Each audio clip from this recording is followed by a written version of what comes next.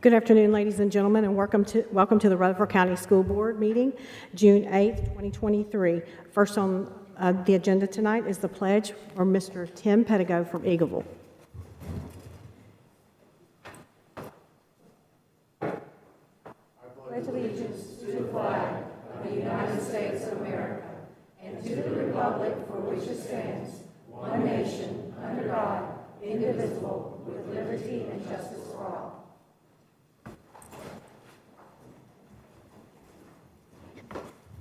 Thank you so much.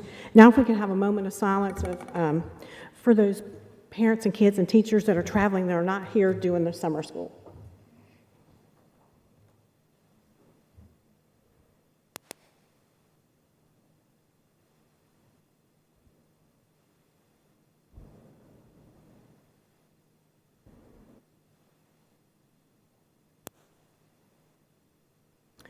Thank you so much and welcome everybody. Thank you for your patience tonight. We had a presentation a little bit earlier that went just a little bit long and we wanted to have a little break in the middle.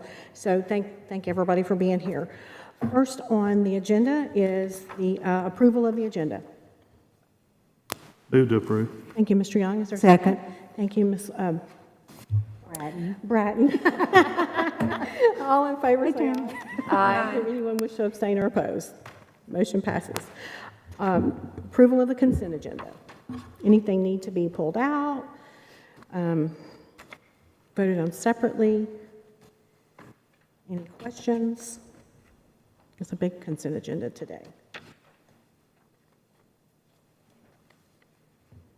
If there are no questions, I'll entertain a motion. Move to approve. Thank you. Thank you. All in favor say aye. Aye. Anyone wish to abstain or oppose? I'd like to mark abstain.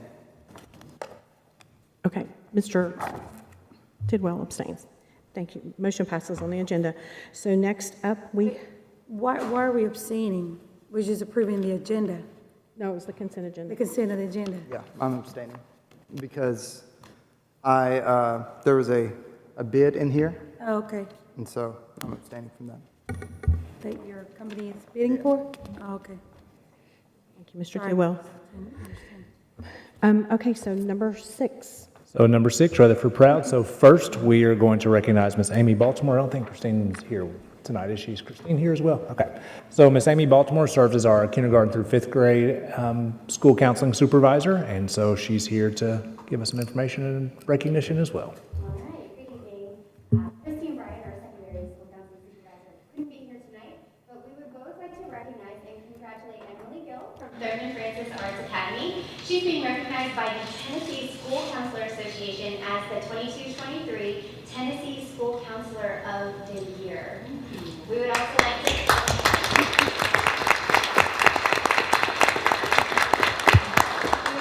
to thank Mr. McCann, principal at Thurman Francis, for his support of the pivotal role of the school counselor in his building.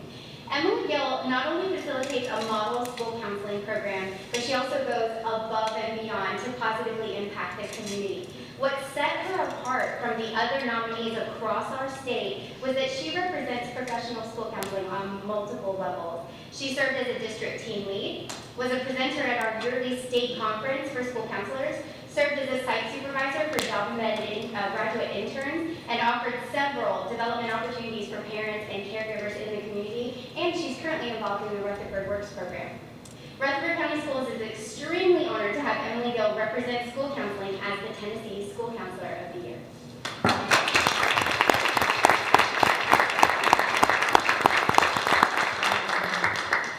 Thank you. Thank you. Congratulations, Ms. Gill. Thank you. All right, second, we have Eagleville Baseball, the Class 1A state championship, or state champion. Coach Bassham, are you here? Yes. Would you mind coming up and first congratulations and also any introductions and celebrations of your season? I know it is our second in a row, so congratulations to you and to your team. Thank you guys very much. Appreciate you having us. Appreciate the 9 guys and parents that's come out tonight. As you guys can see, and you know, Eagleville's a special place, and what we've accomplished the last 2 years, it isn't possible without a special community.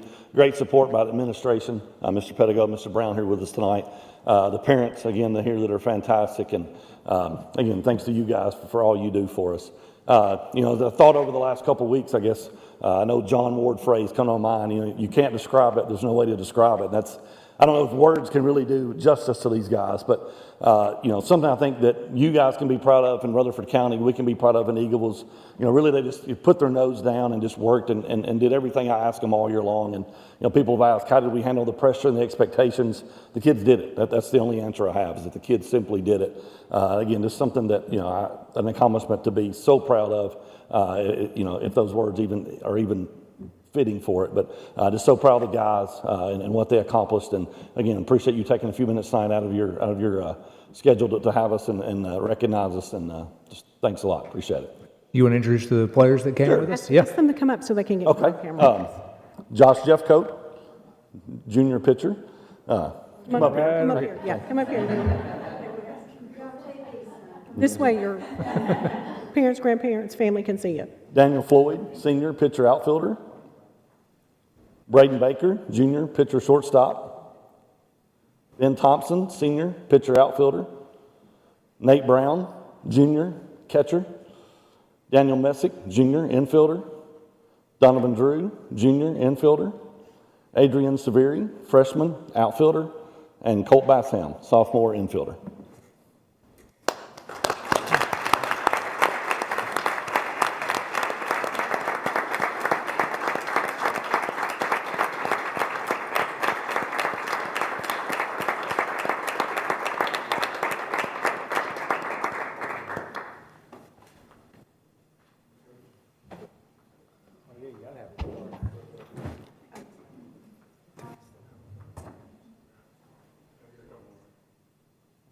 And they're going to ask you to come outside for Mr. Evans' picture.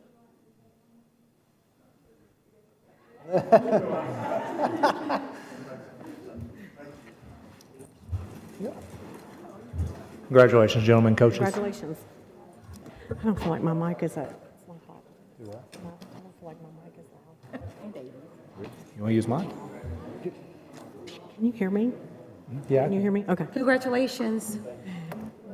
Thank you. Look forward to Thank seeing you, your Ms. picture. Predigo. Up next is number 8. All right, so number 8, Human Resources, tab 2, so approval of job description for Director of Human Resources. We discussed this a little bit on Tuesday night as well. Recommended motion to approve the job description of Director of Human Resources as presented. Any comments or questions? I'll entertain a motion. Move to approve. Thank you, Ms. Maxwell. Is there a second? Second. Thank you, Mr. Tidwell. All in favor, say aye. Aye. Anyone wish to abstain or oppose? Motion passes for the new job description. Thank you. Thank you all. Second, we have approval of job description for Deputy Superintendent. Recommended motion to approve job description of Deputy Superintendent as presented.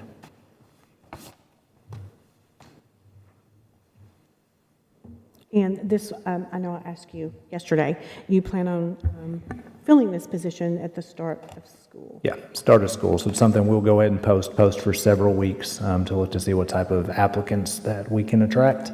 And then along with that, I don't anticipate starting right as our fiscal year begins July 1st, but before the school year starts. Okay. And Dr. Sullivan, I think you touched on this before, but this is a position we're kind of already paying that's just moved. Correct. Correct. Yeah, correct.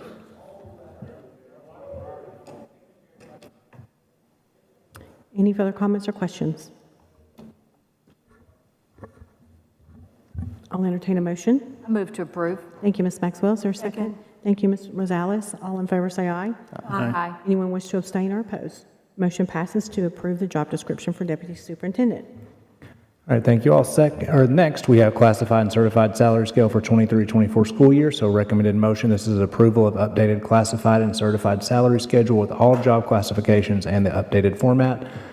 All classifications have already been included as part of the approved budgets for 23-24, so approval has no additional fiscal impact.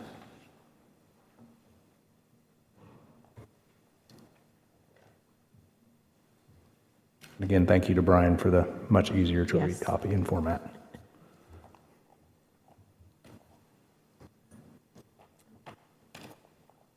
Ms. Bratton? Move to approve. Second. Thank you. All in favor, say aye. Aye. Anyone wish to abstain or oppose?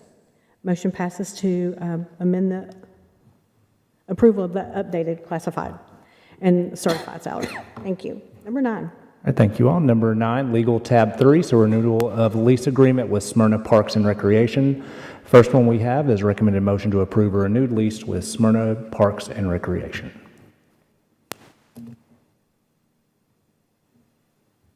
Any comments or questions?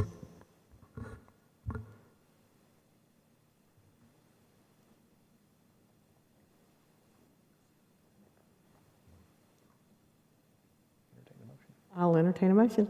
Move I was to- gonna say, it's one of my, I could do the motion. Move to approve. Thank you, Mr. Tidwell. Thank you, Ms.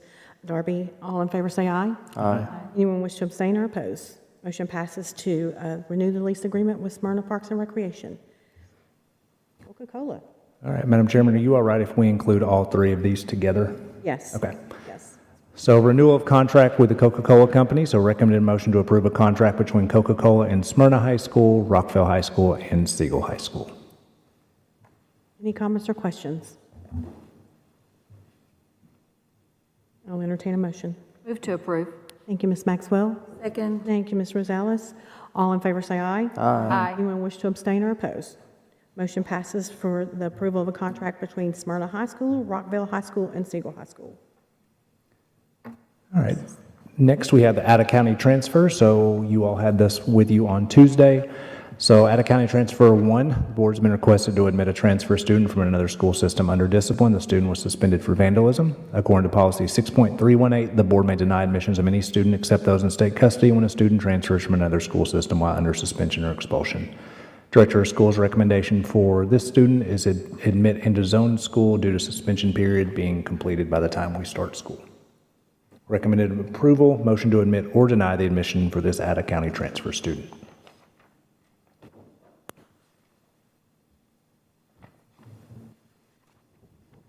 I'll entertain a motion. Recommend to I make a motion approve. to deny the student from coming to the county transfer student.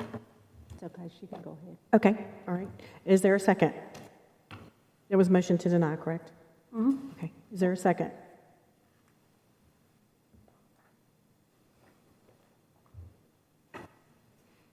Motion fails for lack of a second. So I'll entertain another motion. Recommend to approve. Thank you. Second. Thank you. All in favor, say aye. Aye. Anyone wish to abstain or oppose? I oppose. Ms. Rosales opposes. Motion passes to admit. Thank you so much. Number 2. All right, out-of-county transfer number 2, the board's been requested to admit a transfer student from another school system under discipline. The student was expelled for assault of a teacher/staff. According to policy 6.318, the board may deny admissions of any student except those in state custody when a student transfers from another school system while under suspension or expulsion. Director of Schools' recommendation is to deny admission. Recommended approval, motion to admit or deny this admission for this out-of-county transfer student as presented. Any comments or questions? I'll entertain a motion. I make a motion to deny the student from admission to the county. Thank you, Ms. Rosales. Second. There's a motion to deny. Thank you, Mr. Tidwell. All in favor, say aye. Aye. Anyone wish to abstain or oppose? Motion passes to deny admission. Thank you. Number 10. Number 10, Health Services, tab 4, contract renewal for Stellar Therapy Services. The Stellar contract for the Nursing Medicaid Reimbursement Program in Rutherford County Schools is up for its annual renewal. The TennCare billing guidelines for school-based nursing services were revised in July of 2022. Included in these changes is a requirement that in order to bill for services, a nurse practitioner, physician's assistant, or medical doctor must provide clinical oversight of the school nurses providing these services for students. Stellar can provide these oversight services and will serve as the billing provider for the nursing services. Their administrative fee is 20% of total revenues received. Medically necessary covered services in the IEP or IHP that are ordered by the primary care physician or treating provider may be reimbursed. Services that are reimbursable include the following: assessment and treatment of acute and chronic illnesses, blood glucose monitoring and testing, tracheostomy care and suctioning, colostomy care, catheterization, administration of oral medication, O2 saturation monitoring, pulmonary and cardiac disease, G-tube feeding, wound care, nebulizer treatment, and medication administration for medically fragile students as identified in IEP or IHP. Just as a note, we're still receiving monthly checks for this school year, but as of 5/26/23, we have received $29,262.75. Recommended motion to approve the contract renewal with Stellar Therapy Services. Board members, Ms. Green is in the audience if you have any questions. And this is a lot different from back when we were in school, when it was a Band-Aid for a scraped knee or something like that. This is a lot of medical treatment that we offer our students. Having had an ostomy bag for 3 years, it's really tough. And I can't imagine having one as a young adult. 'Cause they're difficult at best being an adult. Our kids are coming to schools with a lot of issues. I'll entertain a motion. Move to approve. Thank you, Ms. Maxwell. Second. Thank you. All in favor say aye. Aye. Anyone wish to abstain or oppose? Motion passes to renew the contract with Stellar Therapy Services.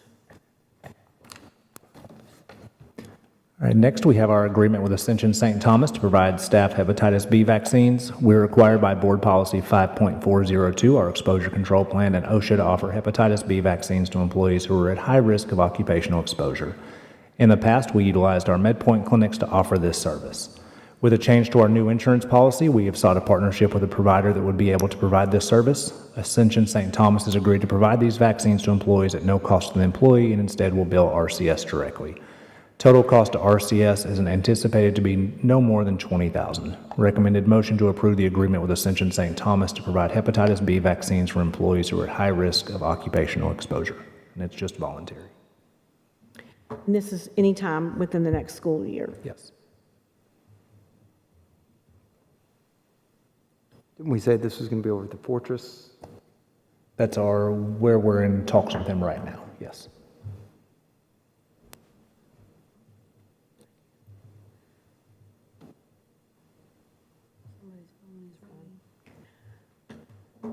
I'll entertain a motion. Move to approve. Thank you, Ms. Maxwell. Is there a second? Second. All in favor say aye. Aye. Anyone wish to abstain or oppose? Motion passes for the shots for the hepatitis B. Somebody's phone needs to be on vibrate. It is on vibrate. It's not mine. It's my phone, but it is on vibrate. I can't stop it. It's pretty loud. Yes. All right, number 11, Facilities and Construction, tab 5, request for Siegel land purchase. TDOT, the state of Tennessee through TDOT has revised the Thompson Lane Road widening project. In doing so, the amount of land has changed by a small fraction and the land has been revalued. TDOT's requesting to purchase .220 acres and offers $58,100 for the land. Land is valued at $95,000 per acre. They also are offering $7,230 to RCS to relocate all signage in the affected areas. Engineering Construction has reviewed the request and recommends we move forward. Total funds to Rutherford County Schools is $65,330, and again, that only impacts Siegel High School's sign at the corner of Thompson Lane. Any comments or Oh, questions? sorry, I didn't read. Recommended motion to approve TDOT request to purchase .22 acres at Siegel High as presented. We're missing Mr. Lee today. I guess that's what it is. Dr. Sullivan, what will those funds go back into, which It'll go to our general purpose. general Yeah. purpose? Okay. Selling the land at $95,000 per acre just shows how much our land has increased in value over time, considering that this was originally at $30,000 per acre. So, glad we're making more money. Yeah, aren't they offering more than what it's valued at? They are. I'll entertain a motion. Move to approve. Thank you, Mr. Young. Second. Thank you. All in favor say aye. Aye. Anyone wish to abstain or oppose? Motion passes for the 22 acres at Siegel. Smyrna High School. All right, Smyrna High Fieldhouse Addition request. Principal Sherry Sutherland has requested to authorize the school to build an addition to the existing field house. The addition will consist of 8,080 square feet for a new weight room, administrative office space, and a gathering lobby. The project is being designed and managed by Dow Smith Construction and funded by Smyrna Ready Mix and Hollingshead. Engineering Construction has been involved throughout the process and recommends approval. As we discussed on Tuesday night, this won't actually involve changing hands of funds. It is being donated and then run through Dow Smith. We want to thank all of them because that is about a $4.5 million estimation for that project of donation. So huge thank you. And thank you. This is wonderful. In this day and age, field houses are necessary for athletics. And this is wonderful that these two companies, Dow Smith and Ready Mix, are going to step up and take care of this because it can be very, very expensive for schools. And also, last year, Smarty Ready Mix funded the turf field. They did. So this is And Dow Smith funded Smyrna Elementary School's outdoor the classroom. outdoor classroom. So this is probably going to be close to $10 million by the time Amazing, we yep. finish with it. It's a lot. That's a lot for our community. And so y'all, please send thank you notes to Smarty Ready Mix, and I'd say go buy some concrete, but it's not, I don't think we can. But that please reach out and thank them. And if board members would allow, I would like to make a motion to approve. This is one of my schools. Second it. Thank you. All in favor say aye. Aye. Anyone wish to abstain or oppose? Motion passes. Thank you so much. Rocky Fork. All right, so I do want to give the board an update. So I talked to administration at Rocky Fork today. So we are going to go ahead and move forward with a 2-inch pipe that we briefly discussed on Tuesday. That will change the cost from $8,900 to $11,800, but they have the funds to do that. So again, a 2-inch pipe, water line and the funds will be $11,800. So Rocky Fork Middle Athletic Field water line request. Principal Jennifer Clark has requested to install a 2-inch water line with 3 connections for the athletic fields. Contractors recommended the pipe size. Engineering construction will approve it at this point because that's what they recommended at no cost to the board. Cost for this request is $11,800 and will come from the school's general athletic fund. Recommended motion to approve the request from Rocky Fork Middle for an athletic field water line at no cost to the board. Any comments or questions? I think this time last year it was the grass. Yes, it was. I'm glad not to be hearing about the grass. I'll entertain a motion. I move to approve, please. Thank you, Ms. Maxwell. Thank you, Ms. Rosales. All in favor, say aye. Aye. Anyone wish to abstain or oppose? Motion passes. Thank you so much. Number 12. All right, number 12, our financial matters, tab 6. So the first one we have is our centralized cafeteria fund budget amendment, Fund 143. This centralized cafeteria fund fiscal year 22-23 amendment is a final cleanup amendment to move expenditures from food supplies to other line items to cover expenses over budgeted amounts due to additional professional development, increased costs of supplies and materials, and in-district travel. Recommended motion to approve the fiscal year 22-23 Fund 143 budget amendment to move $135,000 between multiple object codes in the centralized cafeteria fund. Mr. Runyon, is there anything you want to add to that? Pretty self-explanatory.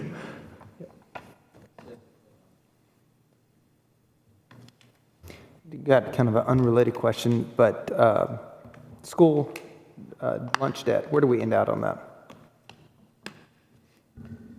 The final numbers that we came to was about $650,000. So, but fortunately, our expenditures were less than our revenues were greater than our expenditures in the 143 funds, so we were able to absorb it.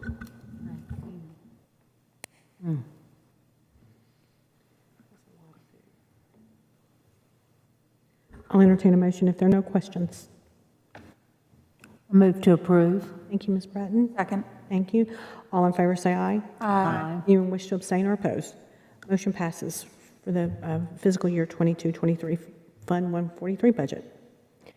141. All right, so Fund 141, General Purpose School Budget Amendment. This final year-end cleanup amendment budgets funds for items such as leave payouts, increases for degree and certification pay scale changes, additional costs for contracted services such as instructional software, stripping and waxing of school floors, Genesis Academy, and capital outlay for construction.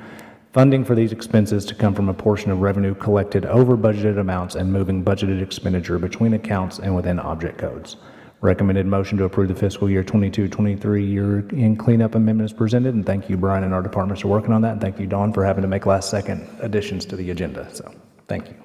And Brian is happy to answer any questions, but it's just moving money from other accounts to others to cover different ones.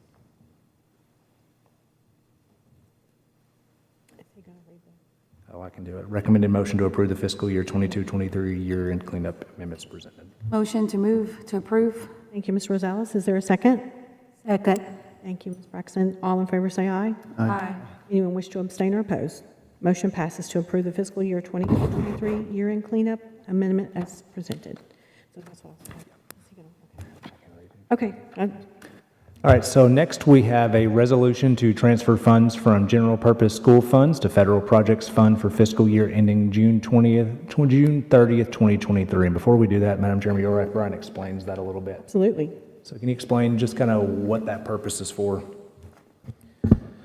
So we actually did one of these in January of last year, where we did a temporary transfer of $3 million from 141 fund balance to 142 fund balance, so to speak. So what this does is throughout the year, we have to request the funds for federal funds on a reimbursement basis. So the timing of that, when that comes in from the time we pay, say, a salary to the time we get the reimbursement, we can potentially go into deficit in our cash. So what that does is allow us to have cash on hand all the way through to where we're not going into that deficit and become a potential audit finding.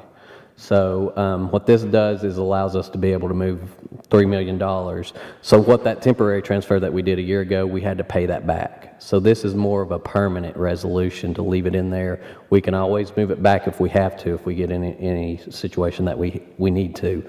But this will allow us to move $3 million in there, so we'll have a total of $5 million sitting there at all times in order to be able to cover any reimbursement that may be delayed that we do not receive from the state in time, and so that way it prevents us from going into a cash deficit. Madam Chairman, can I ask him a question? Absolutely. Okay, let me make sure I understood you correctly. When we do this, we don't have to come back and do this again because it becomes unless we go over more money, but it becomes kind of a permanent solution. Yes, so like I said, the last one was a temporary, so Right. we paid it back. So Right, we I paid it back to the understand. GP fund throughout this year. So now what this does is this just allows us to permanently leave it in there without having to pay it back unless we do another resolution to move it back into GP if we needed it. So yes, according to the way I've looked at it, since ESSER funds are reducing or they're going away, then that allows us to keep that money in there to where we will cover all of our expenditures and not have to sit there and worry and play beat the clock, whenever, because sometimes throughout the year with the state, with the reimbursement request, if we hit during a holiday or whatever, it sometimes extends that out the reimbursements out another 2 or 3 days. So, that will allow us to go into the red, or as what I call it, the red, or a deficit if we don't have that money available to stay in there. Thank you. This makes sense. Thank you very much. Welcome. In an emergency, this technically still is general purpose money. We can move it back. Correct. You want to read the resolution? Yes, I Okay. can read the resolution. So whereas federal projects grants operate on a reimbursement basis and funds are requested from the state of Tennessee by Rutherford County Schools for expenditures on at least a monthly basis, and whereas the federal projects fund operates with a cash deficit at various times throughout the fiscal year due to the turnaround time needed for reimbursements from the state of Tennessee, and whereas government auditing standards consider a cash deficit in any fund to be a significant deficiency in internal control, and whereas Rutherford County Schools does not desire to operate any fund with a cash deficit, now, therefore, be it resolved by the Board of Education of Rutherford County Schools in Tennessee, meeting in session on this 8th day of June 2023, and by the County Commission of Rutherford County in Tennessee, meeting in session on the 26th day of June 2023, that Section 1, the General Purpose School Fund shall transfer $3 million to the Federal Projects Fund on June 30th, 2023. Section 2, the $3 million transfer shall remain in the Federal Projects Fund as an assigned fund balance from General Purpose School Fund and may be repaid at any time as noted in a resolution passed by the Board of Education and County Commission. In Section 3, this resolution will take effect on June 26, 2023. The Secretary of the Board of Education shall include this resolution in the minutes of the Rutherford County Schools, and the County Clerk shall include this resolution in the minutes of Rutherford County. Recommended motion to approve the resolution as presented. Nice job writing that. You did good reading that resolution. Move to approve. Second. Mr. Tewell, thank you so much. All in favor? Aye. Anyone wish to abstain or oppose? Motion passes, or the resolution passes. Thank you. 4th of July. All right, so July 4th holiday, motion to set a 10-hour workday for 4th of July Independence Day holiday pay purposes for all 12-month RCS employees currently on a 4-day work week during the summer months. During summertime and after the school year is finished, numerous 12-month RCS employees shift to a 10-hour day, 4-day work week. Currently, employees would have to use 2 hours of vacation time along with 8 hours of holiday pay to have the entire day off for recognition of Independence Day. Recommended approval, motion to approve 10 hours of holiday pay for Independence Day for all 12-month RCS employees. Madam Chairman, Yes, ma'am. do we have to do this every year also, or is there something we can do just to make this permanent? Because everybody wants our employees to be off without using their time. Can we Is just, there anything we can do that'll just make it automatic? we can change the policy. Put it in policy. We can put it in policy? Yes, I think it can become permanent, and from a budgeting perspective, it's already there. Right. It's not going to cost us any more, but. yeah, Just be one just less needs to go in thing for you to have to think about, so we need to get that into policy. I will add it to the Thank you. agenda. Thank you Thank so you. much. That'll For the be great. 21st. Thank you. Our employees will remind us, I guarantee, every year. I would have. And they should, and they Yes. should, and they should. So I'll entertain a motion to approve. Move to approve. Thank you, Mr. Tillman. Thank you so much. All in favor, say aye. Aye. Anyone wish to abstain or oppose? Motion passes for 10 hours of holiday pay.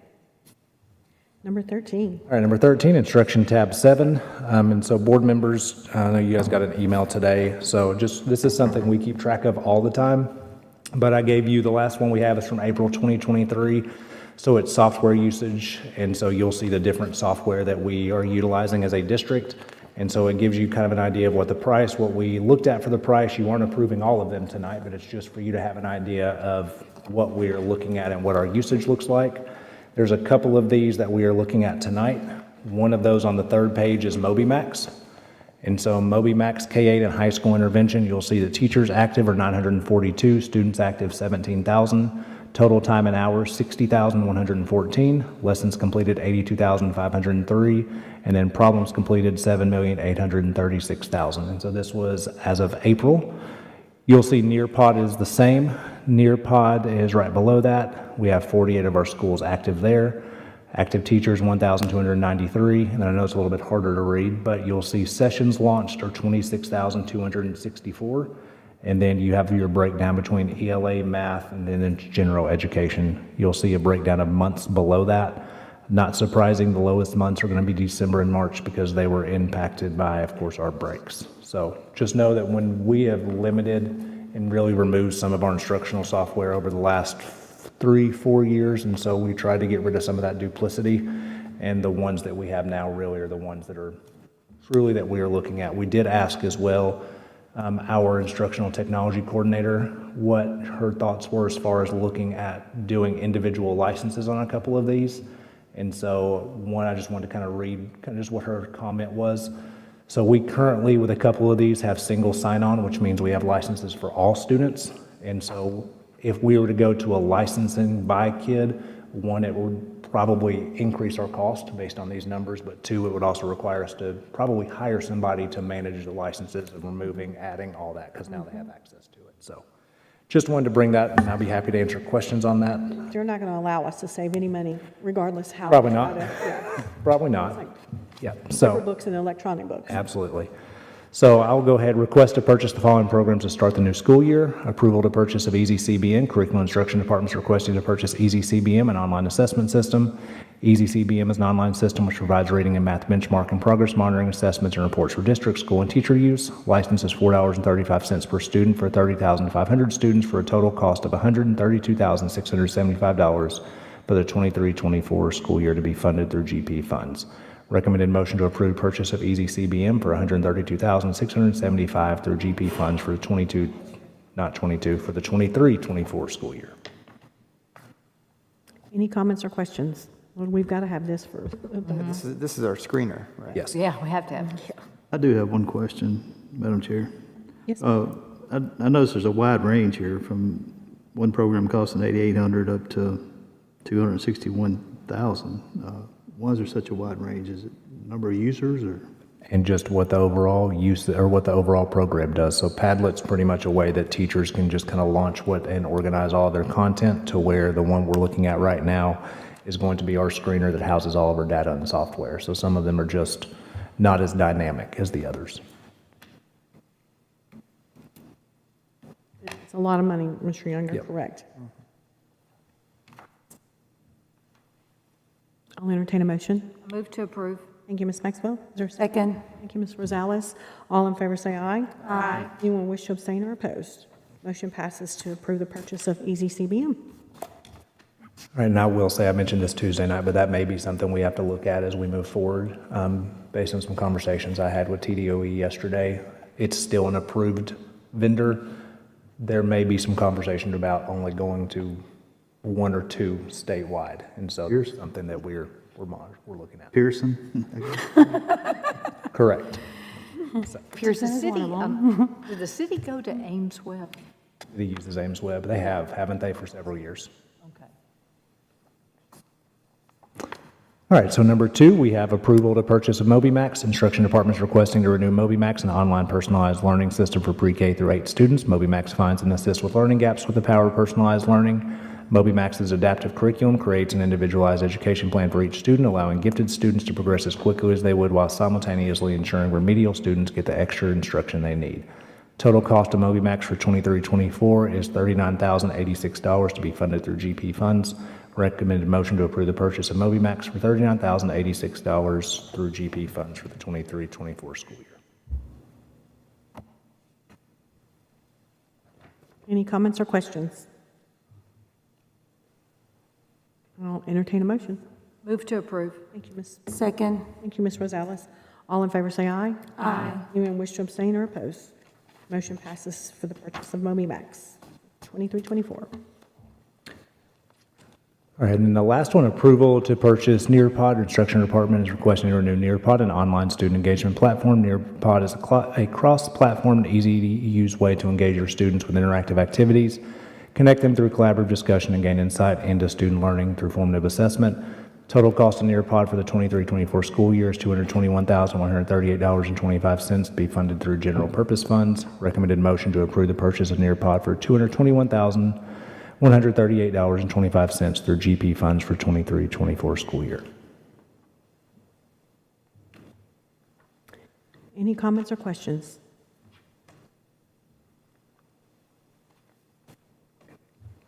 We'll entertain a motion. Move to approve the purchase. Thank you, Mr. Young and Ms. Bratton. All in favor say aye. Aye. Anyone wish to abstain or oppose? Motion passes to purchase Nearpod for the 23-24 school year. Number 14. All right, insurance update. Anything else? Nothing? There's nothing different from Tuesday. Okay. No update? Okay. Do you have anything? Yes, so director's update. So there's a couple things. One, this doesn't require board approval, but you guys know I want to be transparent in what we're doing. And so that is way too large, and I will send this to everybody. So this is kind of our draft we're working through with our leadership team to be more efficient. We looked at this a little bit as far as our organizational chart. So starting with the elected Board of Education, Director of Schools, and then beside that was a Deputy Superintendent. So you'll see again, they're not over any of those other departments, more of helping manage some of those things. Then connected as well, Director of Schools, Executive Admin Assistant, Administrative Assistant, and the Receptionist. And then we tried to split the house, if you will, into two different ways. We tried to split it into academics and operations. So we also looked at this org chart to make it so that it was kind of future ready as well. So you have a Chief Academic Officer, which right now we still call our Assistant Superintendents, but moving more towards the future as we do job descriptions, that'll be what we are looking at. Doesn't change funding or pay or any of that, just a new title. So you'll see, let's look at academics first. So with academics, you really have two sections. You have the Chief Academic Officer, and then you have schools and principals, and then we have grade band cohorts underneath that. So by Tennessee Code Annotated, principals report to the Director of Schools, so they're a direct report to the Director of Schools for evaluation purposes as well. And then under Chief Academic Officer, so Dr. Chastain. So we have a couple, really three branches here. One, we have Director of Teaching and Learning. That position does not exist. And so this is as we start to continue to look, how do we grow our district and make it more future ready? We would eventually have somewhere to where you have instructional coordinators, so elementary, middle, and high school, CTE coordinator, professional development, instructional technology, fine arts, and then athletics, all under this director of kind of teaching and learning. Right now, since that position doesn't exist, anytime you have a vacancy in an org chart, that goes right up to the person that's in, and that's the way we operate right now. So it makes sense for us to continue to operate that way. We also already have Director of Special Populations with Dr. Goyen, and underneath that you have current format, special education, ESL, Atlas, behavior health, social work, and then federal programs, Title I, and then also we have our learning loss program. And then the last portion that we have is a Director of School Accountability, and this will be not a new position, it'll be a change in title when we get to it, but this is kind of the way you would think about Kim Edwards right now, which is our attendance coordinator, and making that more of a department-wide, that attendance and assessment and data are all together, because our attendance department runs Skyward. Skyward feeds everything that we need for and have to have for accountability, which then feeds data. And so underneath school accountability, you would have attendance, you'd have assessment, and then you would have school choice. So that's kind of the instruction academic side of the house. Any questions kind of on that? Just makes it It's clean, looks good. So then we go to the operations side of the house, and it is Chief Communications Officer and then Communications Specialist. You have General Counsel, so Assistant General Counsel, Paralegal, Title IX. We have School Safety. You'll see in a lot of districts, School Safety goes kind of to a Chief Operations, but School Safety is something that if we don't get that right, nothing else matters as well. So School Safety will stay as a direct report. You have Chief Financial Officer, and underneath that you have Accounting and Purchasing. You have Chief Operations Officer. This is one as we move forward. I'm hoping that a Deputy Superintendent can help kind of fill both of these roles as well. That's why you guys in the job description you approved had special projects, building, all those different things there. Underneath Chief Operations, you have Maintenance, Construction, IT, Transportation, and School Nutrition. And then Dr. Anthony, Chief Personnel and Student Services. Kind of like instruction, you have 3 branches: recruitment and new teacher programs, HR, and then student services. So school counselors, health services, and coordinated school health. So that's pretty much kind of how we operate anyways. It just broke it apart in a much easier format to be able to follow. So no approval is needed. I just wanted to make sure you guys knew what we are looking for as we start to move forward. Do we have to vote on this? No? Okay. That looks great. Looks great. So, third grade, do you want to give any updates, Kelly? I don't think I really have any substantive updates. I have good news to report that as far as we did get clarification, so thank you for those of you that have advocated for our students, families, and teachers.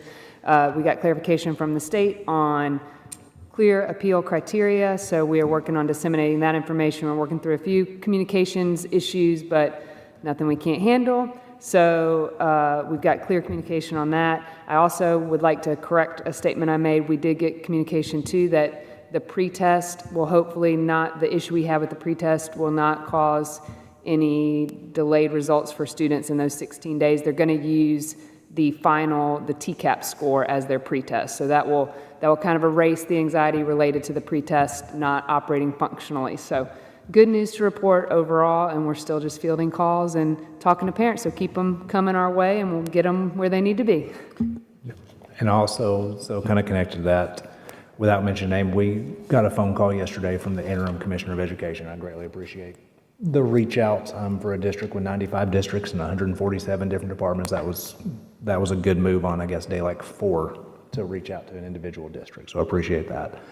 I did send you guys information about voluntary pre-K. We've had a lot of discussion on that for our parents. Nothing's happening to voluntary pre-K for the 23-24 school year. These are future discussions, so 23-24 school year of voluntary pre-K, and we definitely value that program, but we're looking at space for all of our programs.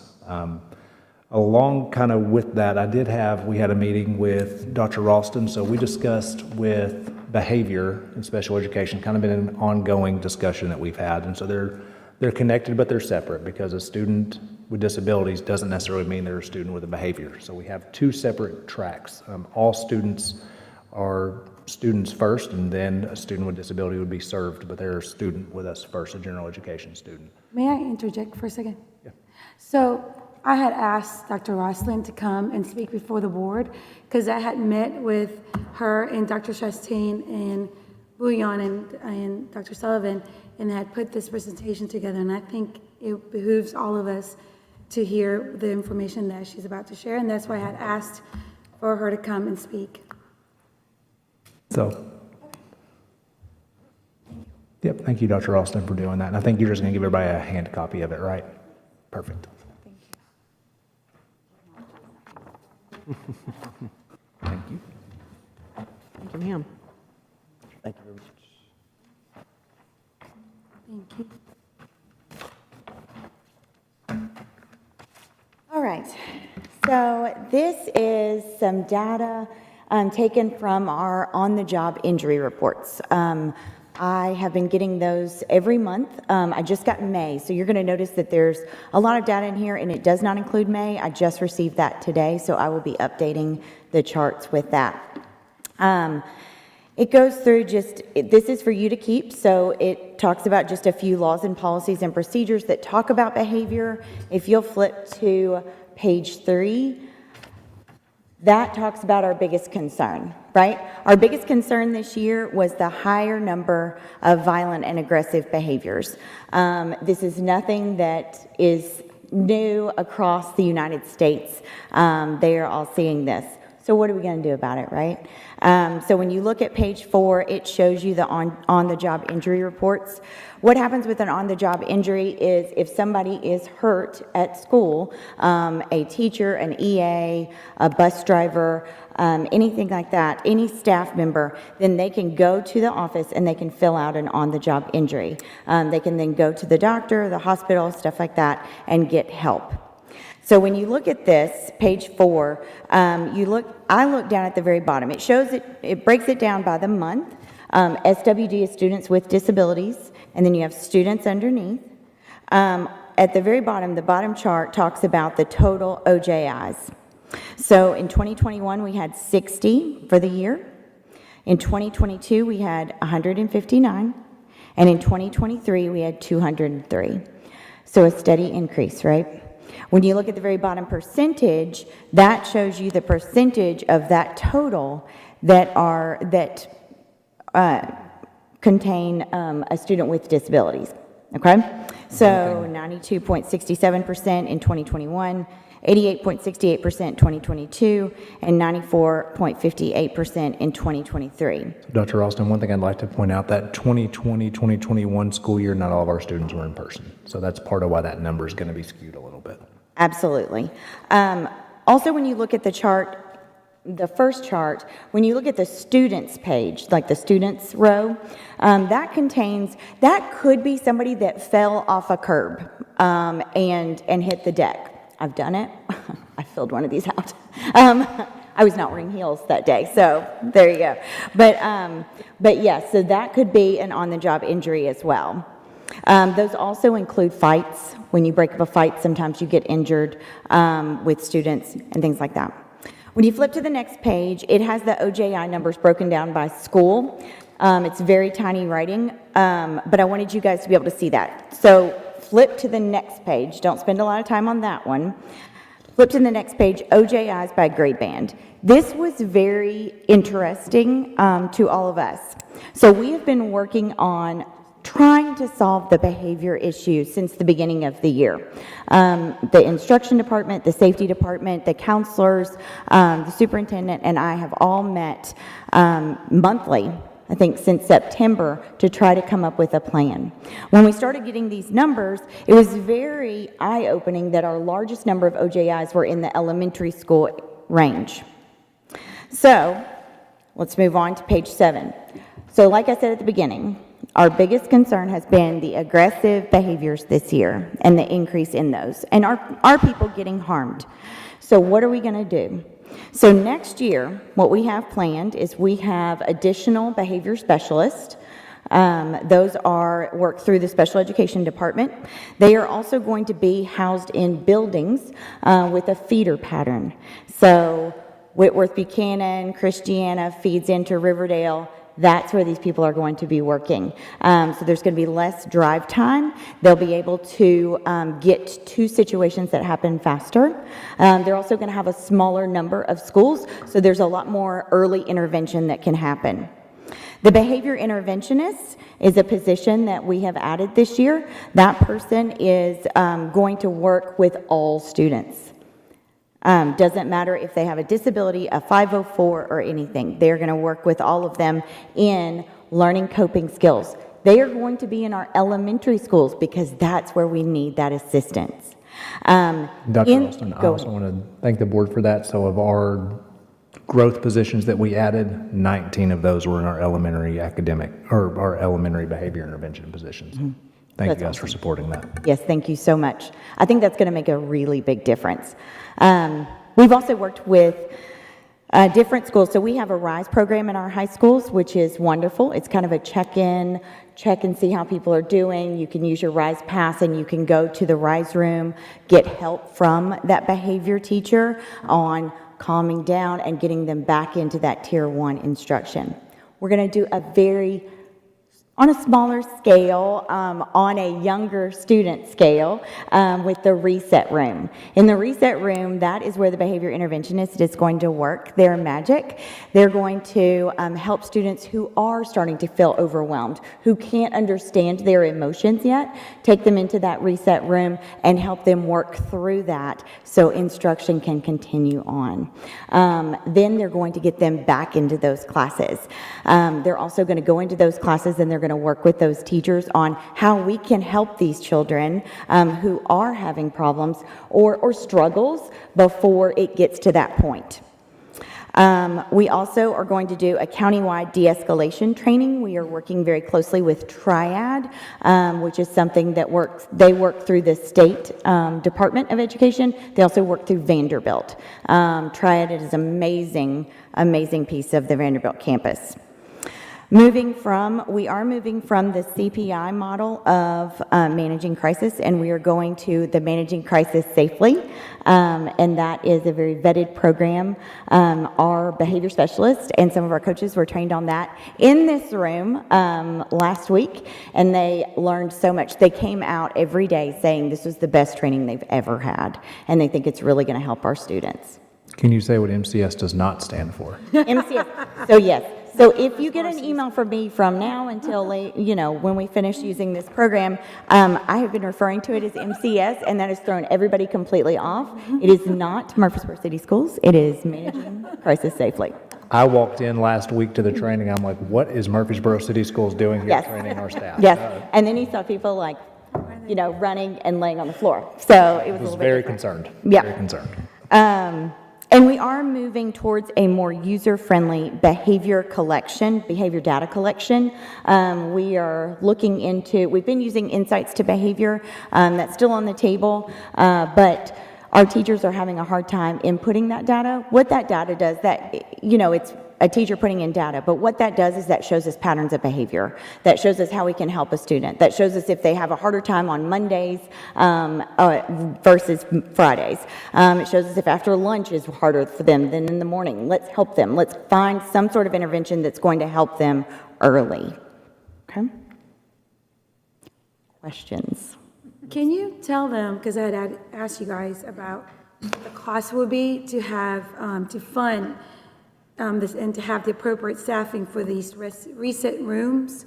I think it was like $2 million just for the staffing cost. Yeah, so for 19 positions, we're looking at the rooms they're using close to like 1.8 million, plus it's taking 19 classrooms, so. So I had brought up the idea that in the event we were to having to cut back budget or something like that, now that we have a grant writer company to look into for a grant that will offset that cost for this so that we can have this funding that will not be competing for something that maybe we have to cut back on or something like that, just to have a grant for it as part of it. And I know we have top 3 priorities, and I believe it's meal debt, deferred maintenance. I would like to add this piece of it as well. Can I ask you on the job injuries? Yes, ma'am. Do you have how many of those are results of an interaction with the student versus somebody tripping on a curb. I do. I can send that to you. Absolutely. And also, I think on the job injuries, that doesn't necessarily mean that's a separate kid every time as too. And so that's something we wanted to highlight that Yes. one event, I mean, one kid could be responsible for 30 of these. So. And then we also had talked about, since we're having this reset room, to kind of track the progress and seeing how, now that we have a benchmark of where, starting from zero, nothing, and then having a quarterly update report of how these are impacting the behavior incidents, because these are, you're tracking the events, not necessarily a student person, it's just an incident. See if that brings down those incidents down. Absolutely. My team's also going to be tracking how many discipline referrals involve students with disabilities this next year and how that is hopefully going down. So, Well, I appreciate you tackling this situation because it was really bad coming out of COVID. Situation that was bad got worse. But I really want to make sure that all of our schools have what they need because there is a lot of haves and have-nots when it comes to SPED across the district. Some schools have got every tool they can imagine, and others have nothing, relatively speaking. So I would like to make sure that we take care of all of our schools. And some of these kids, I think we're going to be able to reach them, and by the time they get to high school, those numbers are going to stay low. that's our hope. Yeah, absolutely. I know that you guys have been working on this since September, and several have spoke to you and Chastain about this. So I know there's a lot that goes into it. There's a lot of data. There's laws. It seems like, there's simpler solutions sometimes, but I appreciate you guys coming and figuring out what needs to be done. So, Absolutely. thank you. I do want to make one comment while she's still up there. I do want to make sure we're careful not to conflate just because she's been an integral part of our team addressing student behavior. Like, this is not just a students with disabilities problem. No, So I want to make you're sure, right, like, no. we are moving towards how can we help all kids that are having behavior issues. So I just wanted to make sure to clarify that. Yeah. No, Is I it- agree. Yeah, the reset room is to serve all kids, not just the kids with SPED. And after seeing some of the ideas and pictures for the reset room, it might be for the adults too. We may need, and I love the word reset, by the way. Could we ask you to include that maybe on a monthly, just the numbers on a monthly part of your director's report? Yeah, I can do that monthly. Provide it whenever we actually don't track those. It comes from county government, but as soon as I get those every month, I Yeah, if absolutely it's, can. even if it's monthly or quarterly or something like that, so we'll have some kind of idea. That's all that I've got. That's all you have. Any Tennessee Legislative Network? I don't have anything to add. I want to talk about the reunification drills that happened Tuesday and Wednesday. Thank you, Mr. Martin. I'm sorry. Oh, there's Patty. I was still thinking about you in that black and white shirt that you had on yesterday. So thank you so much. I know all the school board members that were there really, you hate to say enjoy, but it was a great experience for all of us, several of us, and they can talk about it, played different roles and everything, and just being able to see the process and everything, because we really have no concept. We just heard on the radio, when they were talking about Covenant, well, the reunification. So you think about what happens. Well, now all of our principals, a lot of our staff that was there yesterday, they know now what to do. And I think it was brilliant to have that done. So And several of our county commissioners now know Yes, I what was to gonna- do yeah, also, I was which is gonna- to be yes. commended. For sure. y'all let me know if I leave somebody out, because I've got Commissioner McMurray, Johnson, Boyd, Shanto, Wilson. There was one more. Commissioner Reed showed Robert up. E. Yes, Robert P. was there. Pettis Reed. and Reed. Okay. I mean, not Robert P., Pettis Reed. I'm so sorry. Yeah. It's okay. Pettis Reed. I knew you meant. Yeah, I knew Sorry, right there was one more, and I couldn't remember which one it was. So thankful for them to come out, when we invite them and everything. When they come out, they see where we're spending this money, and it's important to them to see how large our schools are and how things happen. So it was great. Thank y'all so much for being proactive on that. So next, if board members will make sure they do the evaluation for Dr. Sullivan, make sure you sign it. But I would like to introduce this into the record of all the things that Dr. Sullivan has done this year. It's quite impressive what he has been able to accomplish in this year. And we thank you so much. We know that you've been running with your hair on fire, and you know. Losing it too, but that's okay. But we're so appreciative of everything that you're doing, and we're getting some stuff done. And so Well, thank you. You guys have been great to work with, and we have a great team. So thank you to our team. Anybody want to talk about the drills? Anything? No? I'm glad that I served at practice as a student and a parent to see it on both sides. I think that was very important. They went through any kind of scenario. Yep. I forgot my little card, so I became that mom who Yeah. left her driver's license at home. So Yeah. they, I think they covered everything. Claire, did they know you? But you know, that will be a real life scenario for you. I That do is remember the kid's definitely a name. real life scenario for you. So you nailed it. You nailed it. I had one of the principals, I won't say who it is, but he was just being silly, and I said, his name is Addison. No, it's A.D. Ison. I do think, Patty, I do think we need to add Dr. Goyen, because we had several comments that Dr. Goyen has a calming presence. So Oh, nice. he was just sitting back here, so I want to give him a shout out. Calming presence. I'll entertain a motion. Yes, I'm sorry. Madam Chairman, I move to adjourn. We are adjourned. Thank you.